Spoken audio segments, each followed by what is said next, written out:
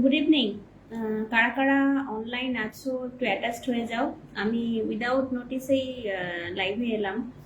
আমার একটা ভিডিও দেখছি সবাই লাইক করছো যে নিজেকে কিভাবে ভালো রাখবো, একটা ভিডিও আমি ফেসবুকে দিয়েছিলাম। তো আজকে একটু কথা বলবো মোবাইল অ্যাডিকশন নিয়ে। বাচ্চাদের মোবাইল অ্যাডিকশন তো ঘরে ঘরে প্রবলেম। কিভাবে মোবাইল থেকে বাচ্চাদেরকে দূরে রাখবো, এটা নিয়ে বড় সমস্যা, বাবা মার সমস্যা। এই সমস্যাটা আস্তে আস্তে কিন্তু বাড়ছে। এবারে কিন্তু অ্যানুয়াল এক্সাম আসছে, আর বাচ্চাকে বেশি মোবাইল বা অন্য কোনো গেজেটের মাধ্যমে বিজি রাখা যাবে না। তাকে কিন্তু পড়াশোনায় মনোযোগ রাখতে হবে এবং ভীষণ ভীষণভাবে সিরিয়াস হতে হবে পড়াশোনাটা নিয়ে, কারণ অ্যানুয়াল এক্সাম আসছে। তো সেক্ষেত্রে দুর্গাপুজো গেল, আর কালী পুজো আসছে, এরপর বড়দিন আসবে, উৎসব তো লেগেই থাকবে, তাই না? কিন্তু এই যে এক্সামগুলো, এই যে পরীক্ষাগুলো, এগুলো হচ্ছে আমাদের জীবনে এগিয়ে যাওয়ার জন্য এক একটা ধাপ।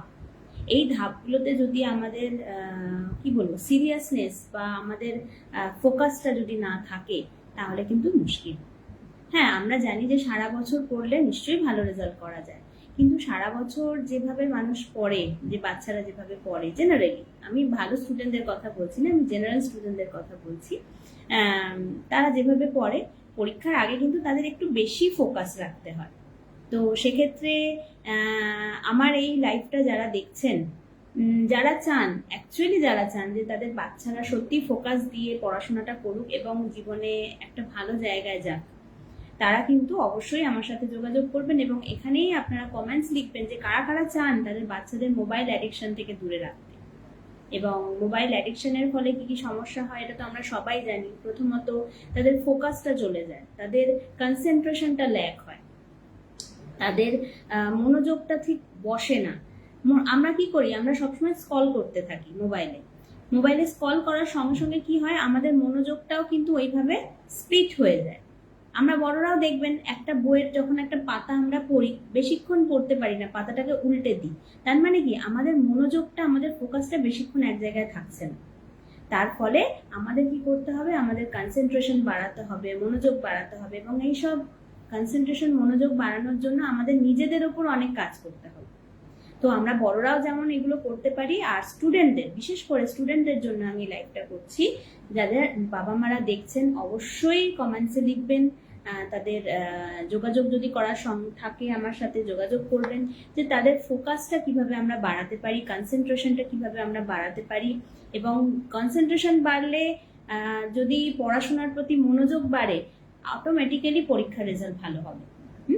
কারণ প্রত্যেকেই কিছু না কিছু নিজের মেধা নিয়ে এসেছেন পৃথিবীতে। সেই মেধাটা যখন আমরা বলি, তোমার মাথায় কি বুদ্ধি নেই, এই কথাটা আমরা বলে থাকি বাচ্চাদেরকে। কিন্তু সত্যি কি তাই? প্রত্যেকের মাথাতেই বুদ্ধি আছে, প্রত্যেকেরই ব্রেন সুন্দর করে কিছু না কিছু ট্যালেন্ট নিয়ে তারা পৃথিবীতে এসছে। তাই বিভিন্নভাবে বিভিন্ন কাজ করতে হবে। কিরকম কাজ করতে হবে, তাতে বিভিন্ন ব্রেন জিম করতে হবে। ব্রেন জিমের মধ্যে একটা জিম আমি দেখিয়ে দিচ্ছি, সেটা হচ্ছে এটা। আমাদের ফিঙ্গার যেটা আছে, থাম, আর একটা লিটল আছে। তো এটাকে আমরা কি করবো, অল্টারনেটিভলি আমরা এটাকে করতে পারি। এইভাবে এইভাবে আমরা অল্টারনেটিভলি করতে পারি। তাতে কি হবে, এইভাবে অল্টারনেটিভলি করলে অনেক রকম ব্রেন জিম আছে, তো এটা একরকম। এটা যদি আমরা করি তাহলে কি হবে, আমাদের খুব ভালো কনসেন্ট্রেশন হবে। এবং এটা করবো যখন আমরা আঙুলের দিকে তাকিয়ে থাকবো এইভাবে। তো এই ধরনের বহু নানা রকমের হ্যাকস আছে, যেগুলোকে আমরা হ্যাকস বলি বা ট্রিক্স বলি। তো এই ধরনের হ্যাকস আছে যেটা কিনা আমাদের ফোকাস, আমাদের কনসেন্ট্রেশনকে অনেক বেশি পাওয়ারফুল করে তোলে। তো আমরা চাইবো আমাদের যারা জুনিয়র আছে, আমাদের যারা নেক্সট জেনারেশন আছে, তারা অনেক অনেকভাবে প্রগতি করুক, নিজের জীবনে উন্নতি করুক। এবং Priyankar Debnath, thank you for watching my life.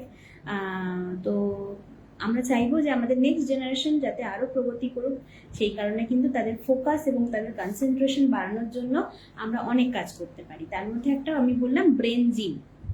Second thing আমরা করতে পারি, তাদের কিছু ড্রাই ফ্রুটস খাওয়াতে পারি। জানি ড্রাই ফ্রুটস খাওয়ানো বাচ্চাদের একটু কষ্টকর, কিন্তু সকালবেলা একটু সোকড ড্রাই ফ্রুটস যদি আমরা তাদের খাওয়াই, তাদের কি হবে, তাদের সারাদিন একটা এনার্জি থাকবে, সেই এনার্জিটা তারা বজায় রাখবে। কারণ দেখবেন আজকাল বাচ্চারা যেহেতু কোনো রকম ফিজিক্যাল এক্সারসাইজ করে না, সেহেতু কিন্তু তাদের এনার্জি খুব তাড়াতাড়ি লো হয়ে যায়।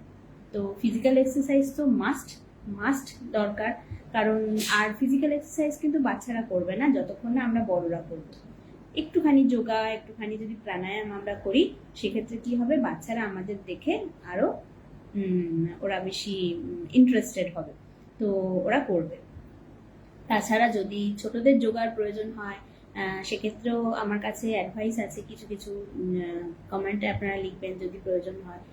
আর তাহলে আমরা কি কি বললাম, আমরা ব্রেন জিম বললাম, আমরা সোকড ড্রাই ফ্রুটস খেতে বললাম, আমরা কিছু ফিজিক্যাল এক্সারসাইজের কথা বললাম, আরও অনেক ধরনের ট্রিক্স আছে যেগুলো কিনা কনসেন্ট্রেশন এবং ফোকাস বাড়ায়। তো আজকের মতো এইটুকুই। Thank you very much. যারা লাইভ দেখেছেন তারা কমেন্টস করবেন, অলওয়েজ কানেক্টেড থাকবেন, এবং চিলড্রেন রিলেটেড কোনো সমস্যা, যে কোনো অ্যাডভাইসের জন্য আমাকে লিখতে পারেন। Thank you very much.